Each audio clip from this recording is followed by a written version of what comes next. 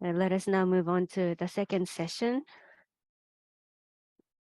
We'd like to have a discussion for about 20 to 25 minutes. So what we discussed in the first session, policy challenge, in order to realize them, the politics in Japan, well, we have to have expectations, and how should the Japanese democratic politics change is what we'd like to discuss. Several discussion points I'd like to introduce. The first one is changing the political attitude among the voters. The liberal young people supporting the center left and conservative older voters supporting the center right. This picture may no longer be valid. The younger generations feel the burden of social security, the income redistribution in favor of the elderly, and unfairness in the current tax system. The younger the voter is, the less anti-authoritarian they are, and they have become clear in some public opinion surveys. And voting behavior is increasing the focus on the ability of political parties to implement and deliver on their policies rather than voting on the basis of the issues themselves. And secular stagnation, as a result of the secular stagnation, voters are now increasingly focusing on issues that affect them as consumers, such as employment, the social security system, and the pension system. They are now looking hard at which party can propose and implement the politics that will bring employment or income and growth. And secondly, can we say that the democracy in Japan is functioning? The change of government has not happened for some time. The change of the government is only a means, but then what should be the role of the opposition party? Is it to politically represent the diversity of the democratic society in order to realize the demands of needs neglected by the ruling party and to eliminate the corruption? Only after that will a change of government be achieved. This session will be opened by Mr. Kimura, followed by Reynolds, Sneider, and Lewis. Can apologize. Mr. Takeuchi has already left at the end of the first session, just to let you know. So Kimura-san, over to you. As I mentioned in the first session, enigmatic Japan. Wonders in Japan is what I mentioned. So one of such wonders in Japan is compared to other countries, the young people in Japan have this sense of being closed. As Kodama-san mentioned, young people should be anti-authoritarian or very revolutionary. And actually, according to any public opinion, we come up with a different results. The young people think that it's okay for them to stay where they are. It's not that the current politics aren't that bad. So they prefer the status quo. And no matter how hard we try, Japan will not change that dramatically. So they have rather negative emotions about the future. That's been shared among the young people, which is something that we should be concerned.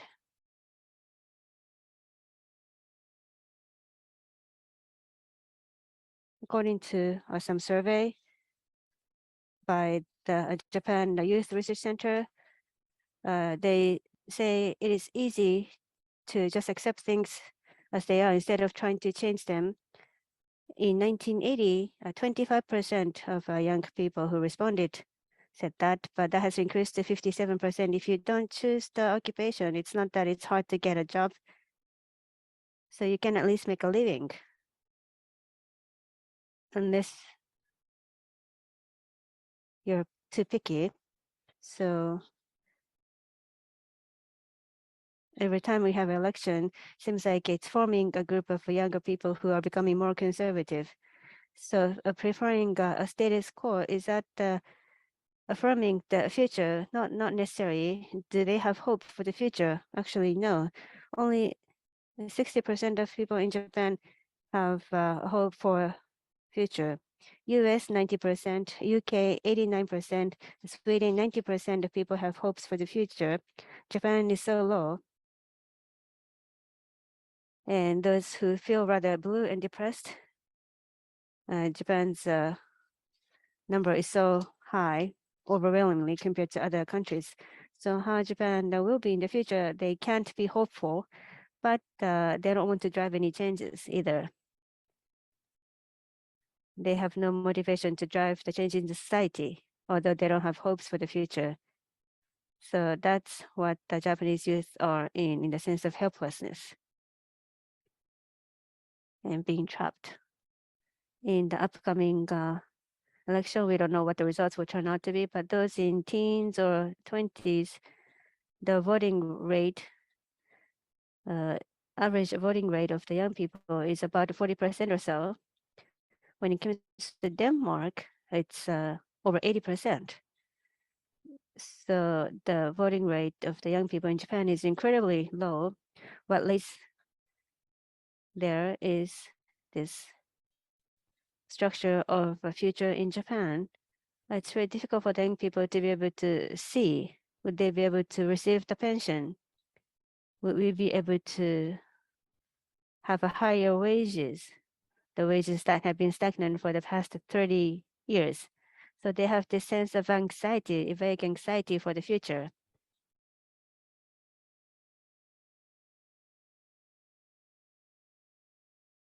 And we have to face this issue. I think there are two keywords here. As Takeuchi-san mentioned, shrinking Japan. The population in Japan from 2040 to 2050 may be less below 100 million. We're now ranked 11th in terms of the population size, number 6 in Asia, but we may be number 7 or 8. So the population is shrinking. I'm in late 60s myself now. When I was in 20s, the salary was going up every year, and the population was going up every year, and newspaper publication was also increasing with that kind of momentum. But now, instead of going upward, we have shifted to going downward. So the economy or the political structure in accordance with the shrinking Japan is what we need to accommodate inward looking society. Well, we have to face that as a given. Do we have to have a politics. So the major issue is that, of course, I am among the elderly generation, but silver democracy, I don't know if this is a correct English term that has taken root, but the education investment and investment to work-life balance. Now that the election is coming close, different parties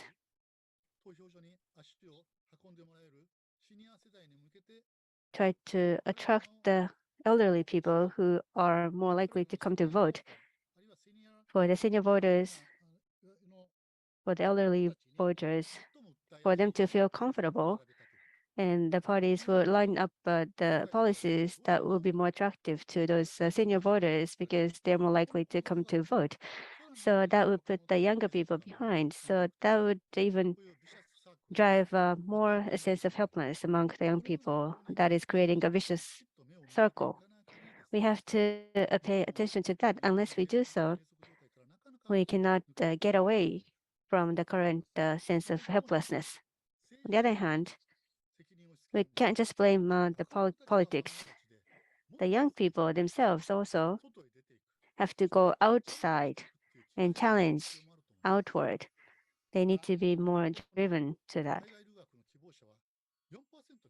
It's only 4% of the Japanese young students who like to study abroad. Going to UK, US, and study abroad, such motivation is lost. There is a loss of challenging spirit among the young people in Japan. We cannot blame politics for everything. That's something that we have to think together. It's a very important issue. That is all from me. Thank you. Thank you, Mr. Kimura. So 3 points from your talk. What is important is that with the change in the demographics, a shrinking population, there should be the assumption And based on that, we have to think of what we should do. And the second point is, when we think of the current situation of the young people, the so-called silver democracy, this could be a Japanese English, but there may be some difficulty faced by the silver democracy. And then the last point is not to blame everything for politics. We can't blame politics for everything. That is a very important point as well. So now I think you'll have a follow-up from the first session. So please really share your ideas. I'm sure you have some reaction to what Kimura-san said as well. So Reynolds-san, followed by Sneider-san and Louis-san, in that order, please. Yes, yes, thank you very much for that. I just wanted to point out a few things that I've noticed in covering politics for many years. One of those is among the young people's attitude towards politics.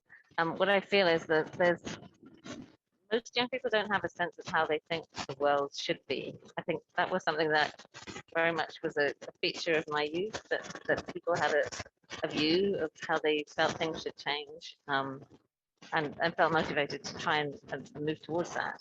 And there's something in Japan, it seems almost as if people think you shouldn't have that. You shouldn't have ideals. You should figure out how the world is and fit in with it as it is. So that's a big difference. I don't know why that's the case. I don't know if it's because of the education system or the employment system, but that's something that I've noticed. One possibility, I think, is that although we often see this in many countries, I do particularly notice in Japan that there are a lot of empty slogans. So politicians often say they're going to do X, and they end up talking about it for a long time, and it gets watered down, and or maybe it never happens at all. So I was just thinking about the issue of labour reform.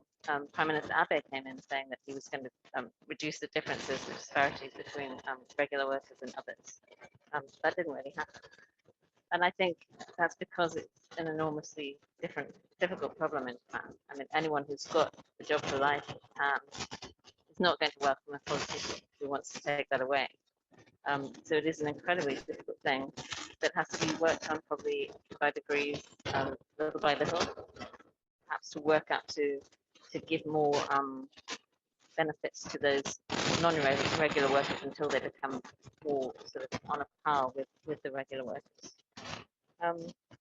But I do think that we need to see it perhaps a bit more of a bold attitude from politicians, seeing them ready to spend some political capital sometimes to do something bold and really try to change things if they promise to do that. And that's something I very rarely. So another thing I do see is that people will often vote for politicians when they don't approve of their policies, which is I find it quite mysterious. For example, under Prime Minister Abe, we often saw that if you singled out all of his different policies on defence and so on, a lot of people didn't support them, but then the overall support rate for his cabinet was relatively high throughout his term in office. So that was very puzzling. But I think overall, what perhaps Japanese young people suffer from is this sense of a positive list in terms of what you can do. But I mean, I think that's how Japanese law is often described as being a positive thing. You know, if it's not written in the law that you can do X, then you can't do it. And that seems to be a kind of attitude that's spread among young people. You know, if there's no law saying I can do X, then I can't do X. So there seems to be a little bit of reluctance to step outside what's been the precedent. And I'd like something to be done to encourage them to do new things. But, you know, it's very hard with all the whole system of lifetime employment of especially in the smaller companies, executives staying in place for a very long time. Young people can't expect to get into leadership positions, and I think that can be a source of lack of enthusiasm for politics and for life in general.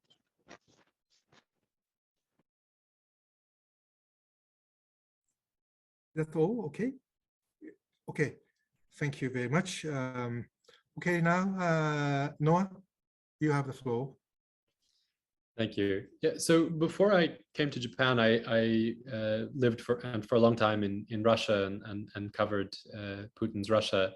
And when I came to Japan and started talking to voters, especially younger voters, I had a very strange sense of deja vu that I didn't expect to have coming from a authoritarian dictatorship, if you will, to a supposedly healthy democracy. I heard people telling me often that their vote doesn't matter, that nothing ever changes, that the same people always win, that they can't change the system, and so there's really no point in voting at all. These are not the kinds of things that people say in healthy democracies. These are not the sentiments of a populace, a public that is participating in a healthy political system. And I think when you look at Japanese, or when I look at Japanese politics, what I see primarily is a lack of choice, a lack of sort of competition in the marketplace of ideas. There are obviously, this is obviously a long-standing problem, problem with deep structural roots, a problem that maybe was receding, or at least it seemed like there was going to be a period of more competition when the DPJ took office, but that didn't come to fruition for a variety of reasons, including the mismanagement of the opposition parties themselves, but also external factors like the Great East Japan earthquake and the Fukushima disaster. So I think a lot of this comes back to competition and to choice. And you know, it's not only corporate leaders who have jobs for life, it's also the LDP. So essentially, maybe individual politicians here and there will lose their seats, but if politicians themselves don't feel pressure, if politicians themselves don't feel the risk of their party losing power in a big way, they aren't incentivized to take risks either. They aren't incentivized to make new policy proposals, to push politics in new directions, because they too are doing the rational thing, which is maintaining the status quo that serves them. So I think on the political side, the fundamental problem is competition and the existence of choice. I think when you look at young people, of course, everything mentioned so far is true. When you look at study abroad rates, folks are less interested in, young folks are less interested in going out into the world. When you talk to young people in Japan, often there is less willingness to sort of think about politics or talk about politics or have clear political opinions. But I think in some ways, young people in Japan get a bad rap, an unfair appraisal in this picture. And I've had a chance in recent weeks just to meet several groups of university students in different parts of the country, and I think when you sit down and talk with people, in fact, they do have views on the world, they do have views on their country, they do have views on what they think is going right and what might not be working, but they don't see the path to changing any of these things lying in politics. They don't see politics as a viable space for enacting the kind of change that they would like to see. And so I think that's why you see a lot of you see the younger folks who are more what we would think of as politically minded. You see them going into civil society, you see them going into startups, into social ventures. You see them trying to go into you see them going into other spaces where they see more potential to make change in their communities than in the political system itself. Thank you, Noah. Thank you very much. The last but not least, Leo, please, you have the floor. Thank you. I mean, I'm no great expert on politics, as you know, but it is the thing that I notice most strongly as in terms of contrast, really, with the corporate world. Is something that came to me very early in my engagement with Japan. In my first year in my first academic year as a student studying Japanese, there were 4 prime ministers. The pace of change, this was in the early 90s, the pace of change slowed down, but only slightly. I think there have been 16 or 17 in the entire time since I first came to Japan. And I think that there were 2 problems that emerged with that that are relevant, I guess, to this discussion. The first is that I think a perception was allowed to settle in, and this really does, both what Isabel and Noah were saying. The perception settled in that this didn't matter as much as it really very much does matter. Because what I think happened is that actually, a lot of times the new prime minister would come in with with new ideas and a new platform, obviously. And some of those ideas were quite good. You'd look at some of those ideas, but actually, that does have, if that were followed through, that would probably have an impact on whatever the relevant policy target was. And then the prime minister wouldn't last long enough for that to be the case. And obviously the next one would come along with a different set of, to differentiate themselves, would come up with different ideas. And I think that what we did have under Prime Minister Abe's second term was a sort of a change to an extent in the idea that, well, perhaps prime ministers could last for 5, 6, 7 years, enough to push through at least some of the policies that they opened their premiership with. I think there were disappointments during the Abe era, and I think the swift dismissal of Mr. Suga was also a bit discouraging.